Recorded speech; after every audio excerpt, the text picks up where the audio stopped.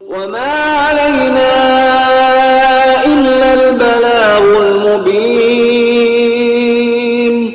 ہماری ذمہ داری تو بس صاف صاف پیغام پہنچا دینا ہے. صدق اللہ العلی العظیم.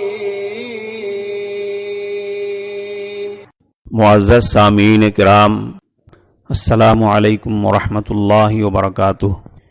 آپ کے پسندیدہ علمی و ثقافتی چینل سچا پیغام کے دینی تعلیماتی پروگرام میں آپ کا استقبال ہے. معزز مستمعین کرام، رمضان کا مبارک مہینہ سفر آخرت کی تیاری کا بہترین زمانہ ہے. اتنا بہترین زمانہ ہے کہ آن حضرت صلی اللہ علیہ وسلم فرماتے ہیں کہ اگر لوگوں کو یہ معلوم ہو جائے کہ رمضان کیا چیز ہے تو میری امت یہ تمنا کرے گی کہ پورا سال رمضان ہی ہو جائے. حضرت شیخ الحدیث رحمۃ اللہ علیہ کے مطابق ہر شخص سمجھتا ہے کہ سال بھر کے روزے رکھنا میرے لیے بڑے بوجھ کی بات ہے، مگر رمضان المبارک کے ثواب کے مقابلے میں حضور اکرم صلی اللہ علیہ وسلم کا ارشاد ہے کہ لوگ اس کی تمنا کرنے لگیں گے. سال بھر رمضان ہونے کی تمنا اسی لیے ہے کہ اگر رمضان جیسے اعمال کا موقع زیادہ ملے اور اس پر رمضان جیسا ثواب بھی ملنے لگے تو آخرت کی بہترین کمائی ہو جائے گی، جو کہ دنیاوی زندگی کا اصلی مقصد ہے. جو اللہ کے سچے بندے ہوتے ہیں وہ رمضان کی حقیقی قدر و قیمت جان لیتے ہیں، اسی لیے وہ رمضان میں آرام کو حرام کر لیا کرتے ہیں. اللہ کے محبوب مہینے کی اس مجلس میں سلسلہ وار عرض کیا جائے گا کہ اللہ کے محبوب بندے اس مہینے کو کس طرح گزارا کرتے تھے، تاکہ ہمارے اندر بھی ویسا شوق اور جذبہ پیدا ہو جائے اور ہم بھی کسی قدر ان کی طرح ماہ مبارک کی قدر کر سکیں. چنانچہ حضرت مولانا رشید احمد گنگوہی رحمۃ اللہ علیہ کا رمضان میں معمول بیان کیا جاتا ہے کہ رمضان میں ان کا مجاہدہ اس قدر بڑھ جاتا تھا کہ دیکھنے والوں کو رحم آ جاتا تھا. 70 سال کی عمر میں بھی عبادت کا یہ عالم تھا کہ دن بھر کے روزے کے بعد اوابین کی 20 رکعتوں میں کم از کم 2 پارے تلاوت فرماتے. تراویح بھی نہایت اہتمام اور خشوع و خضوع کے ساتھ ادا فرماتے. پھر بچے ہوئے وقت میں زبانی تلاوت جاری رہتی. تہجد میں بھی 2-2.5 گھنٹے صرف ہوتے تھے. پھر نماز فجر کے بعد اشراق تک وظائف و اوراد میں مشغول رہتے. دن کے اکثر اوقات بھی تلاوت و اذکار میں گزرتے تھے. اس میں بھی یومیہ کم از کم 15 پارے قرآن کریم پڑھنے کا معمول تھا.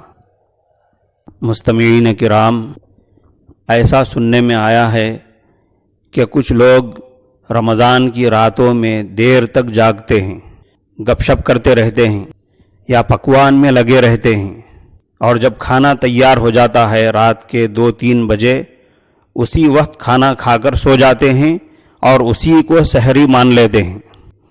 اچھی طرح سمجھ لینا چاہیے کہ شریعت کے لحاظ سے اسے سحری نہیں کہا جائے گا. شریعت کے لحاظ سے سحری اس کھانے کو کہا جاتا ہے جو رات کے آخری حصے میں صبح کے قریب کھایا جاتا ہے. صبح کے قریب کا مطلب صبح صادق کے قریب. جب سحری کے ارادے سے بھی اس قدر جلدی کھانا کھا کر سو جانے والوں کا شمار سحری کرنے والوں میں نہیں ہوگا تو ایسے لوگوں کو سحری کا ثواب بھی نہیں ملے گا اور سحری کی برکتیں اور فائدے بھی نہیں ملیں گے. اس سلسلے میں بخاری اور مسلم کی روایت سماعت فرمائیں.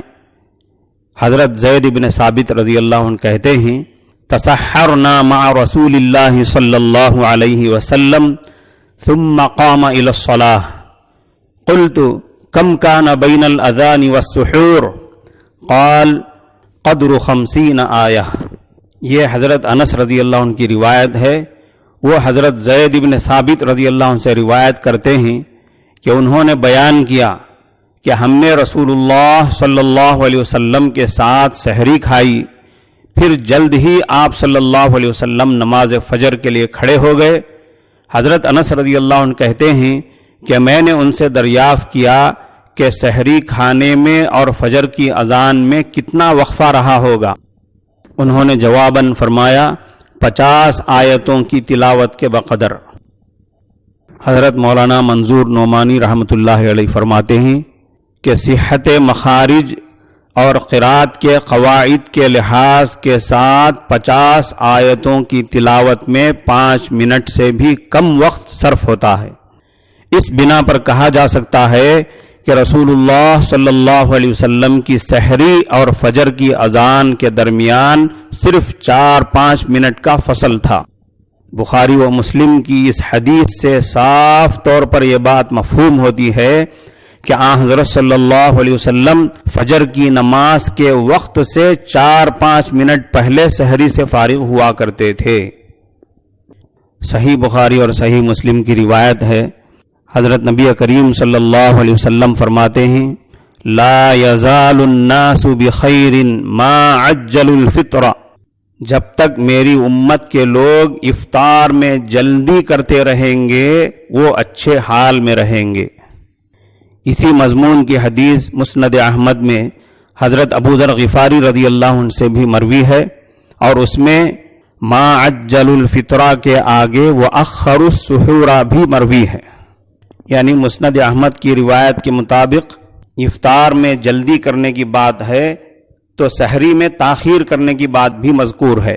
خلاصہ یہ ہوا اس امت کے حالات اس وقت تک اچھے رہیں گے جب تک کہ افطار میں تاخیر نہ کرنا بلکہ جلدی کرنا، اور سحری میں جلدی نہ کرنا بلکہ تاخیر کرنا اس کا طریقہ اور طرز عمل رہے گا۔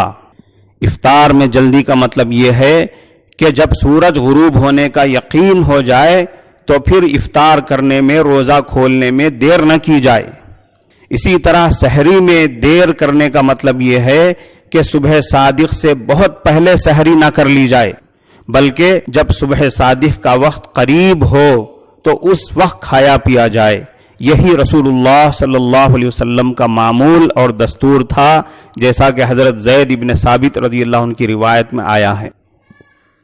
افطار میں تاخیر نہ کرنا بلکہ جلدی کرنا، اور سحری میں جلدی نہ کرنا بلکہ تاخیر کرنا، اس کا راز یہ ہے کہ افطار میں جلدی کرنا اور سحری میں تاخیر کرنا شریعت کا حکم ہے اور اللہ تعالیٰ کی مرضی اور منشا ہے۔ اس میں اللہ کے عام بندوں کے لیے سہولت ہے اور آسانی ہے، جو اللہ کی رحمت اور نگاہ کرم کا ایک مستقل وسیلہ ہے۔ اس لیے امت جب تک اس پر عمل کرتی رہے گی وہ اللہ کی نظر کرم کی مستحق بنی رہے گی اور اس کے حالات خوشگوار رہیں گے۔ اس کے برخلاف افطار میں تاخیر اور سحری میں جلدی کرنے میں چونکہ اللہ کے تمام بندوں کے لیے مشقت ہے، تکلیف ہے، اور یہ ایک طرح کی بدعت بھی ہے اور یہود و نصارہ کا طریقہ ہے، اس لیے وہ اس امت کے لیے بجائے رضا اور رحمت کے اللہ کی ناراضگی کا باعث ہے۔ اس لیے جب امت اس طریقے کو اپنائے گی تو اللہ کی نظر کرم سے محروم ہو جائے گی اور اس کے حالات بگڑ جائیں گے۔ سامعین کرام، سجدہ سہو کے چند مسائل سماعت فرمائیں۔ کسی شخص نے وتر کی تیسری رکعت میں سورہ فاتحہ کے بعد ثانی سورہ چھوڑ کر دعائے قنوت پڑھ لیا اور رکوع میں چلا گیا۔ رکوع میں جانے کے بعد اس کو یاد آیا تو اس کو چاہیے کہ آگے بڑھ جائے اور سجدہ سہو کر لے، لیکن اگر وہ کھڑا ہو گیا، پھر ثانی سورہ پڑھا، اس کے بعد تکبیر کہہ کر پھر دعائے قنوت پڑھا، پھر دوبارہ رکوع کیا، تو بھی آخر میں سجدہ سہو کرنا واجب ہوگا۔ سجدہ سہو کا دوسرا مسئلہ، وتر کی نماز میں جس طرح دعائے قنوت چھوڑ دینے پر سجدہ سہو واجب ہے، اسی طرح اگر دعائے قنوت کے لیے اللہ اکبر کہنا چھوڑ دیا جب بھی سجدہ سہو واجب ہے۔ معزز سامعین کرام، موجودہ حالات کی مناسبت سے ملک کے مسلمانوں سے ایک اپیل کی جا رہی ہے، سماعت فرمائیں اور قبول فرمائیں۔ معزز مسلمانان بھارت، اللہ آپ کو رکھے سلامت۔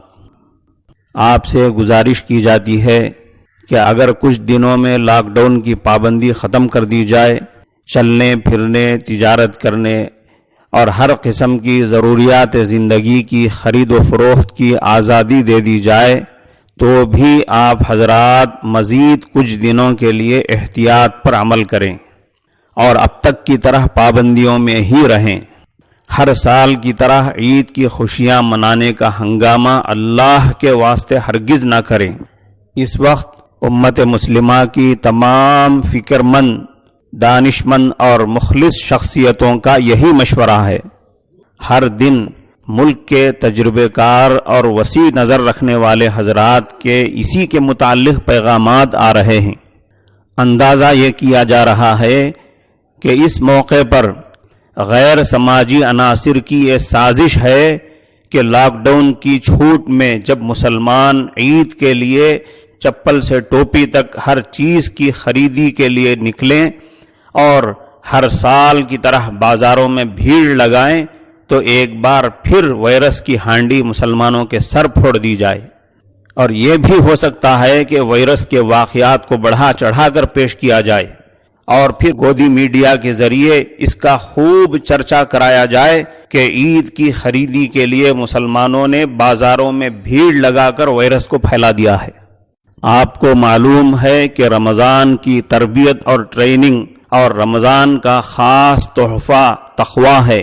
اگر ہم نے رمضان کا قیمتی تحفہ تقویٰ قبول کر لیا ہے تو اس کا تقاضا یہ ہونا چاہیے کہ ہم اپنے جذبات پر کنٹرول کریں اور پچھلے سال کے کپڑوں میں ہی سادگی کے ساتھ اور روزانہ کے نارمل انداز پر عید گزار لیں، اور سماج کے چالاک لوگوں کی چالاکی کسی قیمت پر کامیاب نہ ہونے دیں۔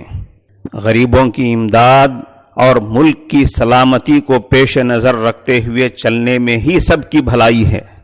امید ہے کہ مسلمان جس طرح اب تک اپنے ایمانی اور رمضانی جوش و خروش پر کنٹرول کرتے ہوئے علماء کرام اور حکومت کے مشوروں کا لحاظ کرتے ہوئے 5 وقتہ نمازوں اور تراویح کے لیے بھی مسجدوں میں جانے سے رکے رہے اور گھروں میں ساری نمازیں ادا کرتے رہے، اسی طرح اس مشورے کو بھی قبول کریں گے اور غریب خاندانوں کے ساتھ موافقت کرتے ہوئے ایسی بے مثال سادہ عید منائیں گے کہ زمانے کے لوگ حیران رہ جائیں۔ آخر میں ایک بار پھر مسلمانوں سے مخلصانہ گزارش کی جاتی ہے کہ وہ اس موقع پر سمجھداری سے کام لیں، وہ خود بھی امت کے بزرگوں کے اس پیغام اور مشورے کو قبول کریں اور اپنے رشتہ داروں اور دوستوں کو بھی سمجھا دیں۔ اللہ تعالیٰ آپ کو اپنی شایان شان جزائے خیر عطا فرمائے۔